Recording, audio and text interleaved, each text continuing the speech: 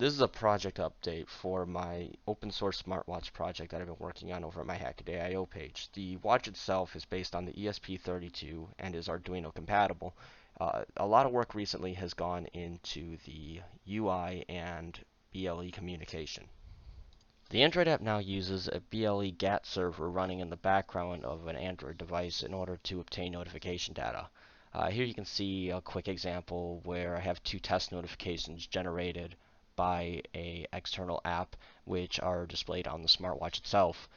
The new notification menu is very much like the old, except reading notifications now is a little bit more smooth, and there is formatting for sections such as title and subtext, and that just makes things a little easier to determine what's what.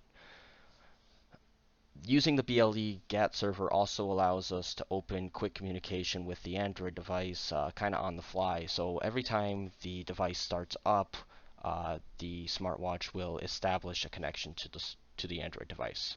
One new feature that uses these capabilities is the Media Control app, which is able to read the current song and artist using a Spotify broadcast receiver and able to forward key events from the smartwatch directly to Spotify and any other media app.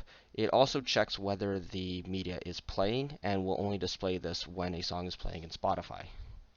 That covers about most of the major changes that have been made since the last video log. There's a lot of work still to be done on the software and hardware side of this project, and the next revision of the board should take a few millimeters off the overall thickness while preserving all the current functionality and capabilities of the watch. But since this project is kind of interactive and there's a lot going on with the screen side, I figure that posting a regular video log to show the actual functionality in action is a little bit better than writing a simple log post. If you like the project and you haven't seen it before, this is a fully open source project documented on my hackaday.io page, which is linked in the description, and you can get all of the design files to build this watch from its GitHub repository.